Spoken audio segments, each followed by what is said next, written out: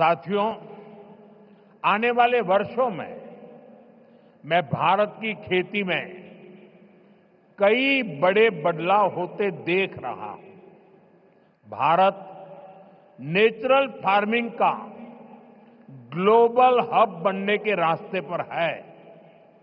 हमारी बायोडायवर्सिटी एक नया आकार ले रही है। देश के युवा भी अब एग्रीकल्चर को एक मॉडर्न स्केलेबल अपॉर्चुनिटी के रूप में देख रहे हैं। इससे देश की रूरल इकोनॉमी को बहुत बड़ी ताकत मिलने जा रही है। நண்பர்களே, வரவிருக்கின்ற ஆண்டுகளிலே பாரதத்தின் வேளாண் துறையில் பல பெரிய மாறுதல்கள் ஏற்படவிருப்பதை நான் காண்கின்றேன். பாரதம் இயற்கை விவசாயத்தின் உலகளாவிய மையப்புள்ளியாக ஆகும் பாதையிலே பயணிக்க தொடங்கி இருக்கின்றது. நம்முடைய உயிரி பன்முகத்தன்மை ஒரு புதிய வடிவத்தை எடுத்து வருகின்றது.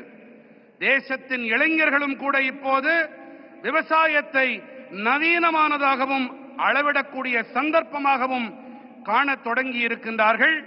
முக்கியமாக இதனால் ஊரக பகுதி பொருளாதாரம் மேம்படும் என்பதை அறுதியிட்டு என்னால் சொல்ல முடியும். मेरे किसान भाई बहनों, बीते 11 वर्षों में देश के पूरे कृषि सेक्टर में बहुत बड़ा परिवर्तन हुआ है। हमारा एग्रीकल्चरल एक्सपोर्ट करीब करीब 2 गुना हुआ है। खेती को आधुनिक बनाने के लिए सरकार ने किसानों को मदद देने का हर रास्ता खोला है. நண்பர்களே, கடந்த 11 ஆண்டுகளிலே தேசத்தின் ஒட்டுமொத்த வேளாண் துறையிலும் ஒரு மிகப்பெரிய மாற்றம் ஏற்பட்டிருக்கின்றது.